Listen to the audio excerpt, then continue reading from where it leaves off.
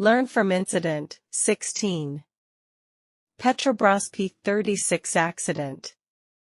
Rio de Janeiro, Brazil, March 14, 2001.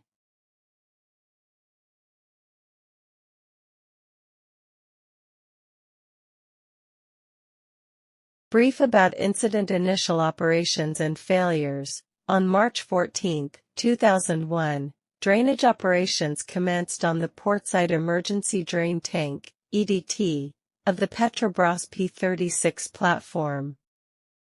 Due to poor alignment with the production heater inside the production caisson, hydrocarbons entered the starboard EDT. This led to an increase in pressure within the tank. First explosion. The heightened pressure in the EDT caused the tanks to crack, resulting in the first explosion. This explosion released oil, water, and gas, initiating flooding in the starboard column of the platform. Second explosion and structural damage. Simultaneously, gas migrated to the upper levels of the starboard column through open doors and ventilation hatches.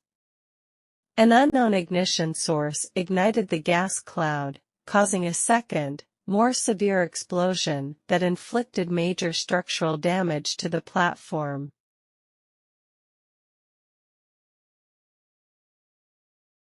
Initial subsequent failures and flooding. Following the explosions, efforts to combat the fire led to the activation of firefighting pumps.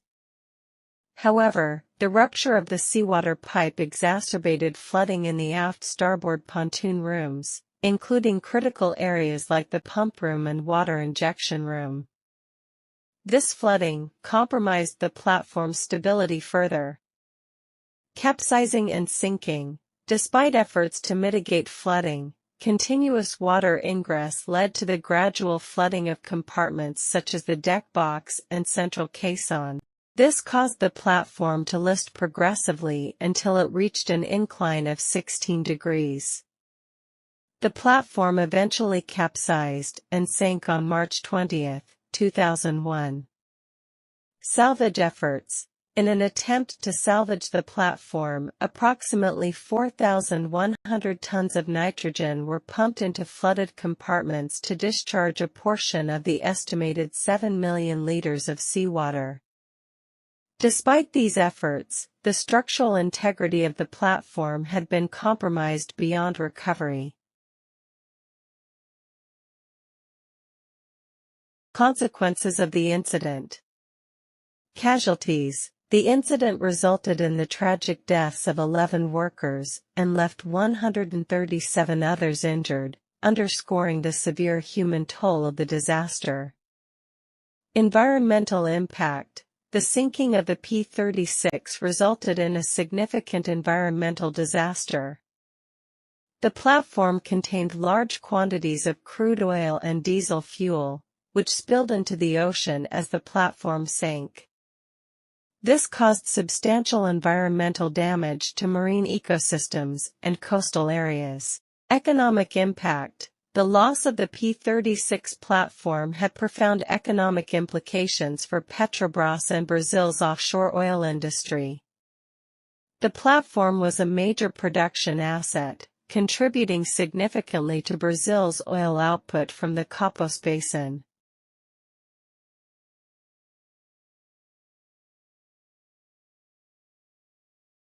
Root causes. The sinking of the Petrobras P-36 platform in 2001 was attributed to a combination of critical factors, primarily stemming from mechanical design flaws, human errors, and economic considerations.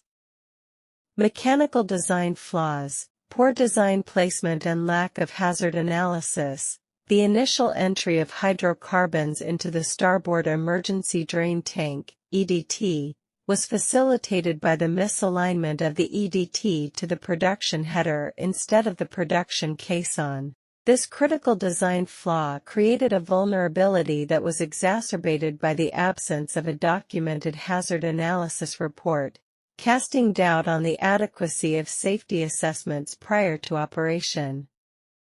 Lack of redundancy in critical components. several key components lacked sufficient redundancy, crucially impacting emergency response capabilities.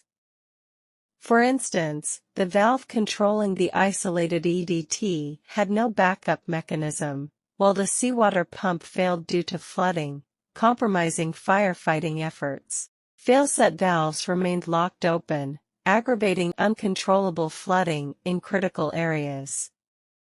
Inadequate alarm and notification systems. The platform's alarm and notification systems were overwhelmed during the crisis, triggering 1,723 alarms in just 17 minutes without a prioritization method. This inundation of alarms contributed to confusion and hindered effective decision-making during the emergency.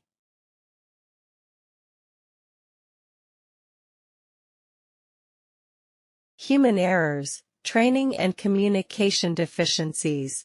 Crew members reportedly lacked adequate training and faced challenges in communication, leading to confusion and a lack of coordinated response amid the crisis.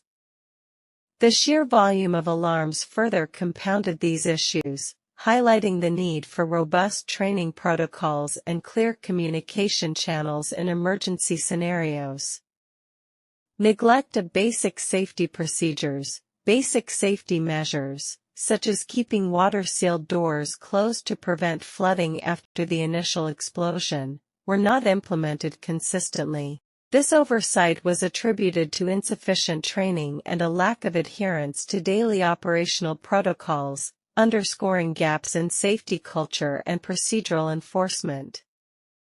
Maintenance neglect. Concerns about pressurization issues in pipes were reportedly neglected in the days preceding the initial explosion, despite management being aware of these issues and recommending potential operational shutdowns. This neglect of maintenance issues reflected systemic shortcomings in maintenance prioritization and compliance.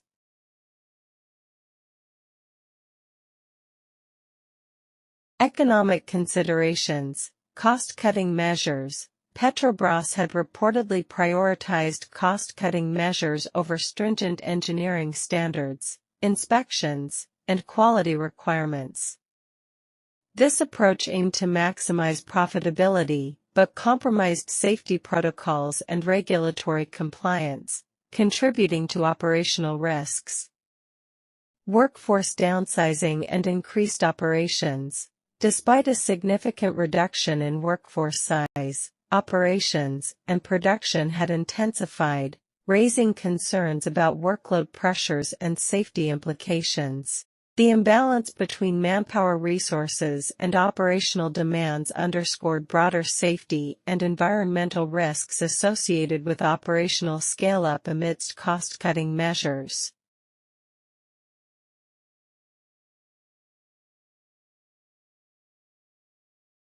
Learning from incident. As a result of the Petrobras P-36 accident, significant lessons have been learned and changes implemented in Brazil's offshore industry. These lessons emphasize the importance of prioritizing safety over efficiency and performance, and the need for continuous improvement in safe operations. Key lessons include safety over efficiency. The accident highlighted that prioritizing operational efficiency and performance should never compromise safety. It underscored the importance of maintaining robust safety protocols and practices, even in pursuit of productivity goals. Redundancy and system engineering. There is a critical need to incorporate redundancy where appropriate in offshore installations. Adopting a system engineering approach helps identify and mitigate potential simultaneous or cascading failures that can arise from the proximity of critical components and subsystems. Critical analysis of modifications. Modifications to equipment and systems, even if they have become common practice or industry standards, must be rigorously analyzed for potential failure modes. This ensures that any changes do not compromise safety or operational integrity. Training and competence. Personnel must be thoroughly trained and competent in understanding the components and equipment they work with, particularly fail-safe components that can impact operations during emergencies. Adequate training prepares personnel to respond effectively to unexpected situations. Emergency response methodology. Operators must establish clear and effective methodologies for prioritizing and executing emergency responses. This includes scenarios where multiple alarms or critical incidents may occur simultaneously or in rapid succession. Having a well-defined response plan ensures swift and coordinated actions during emergencies, minimizing potential escalation and impact. By incorporating these lessons into future operations, the industry aims to prevent similar accidents and uphold high standards of safety and environmental stewardship. Thank you.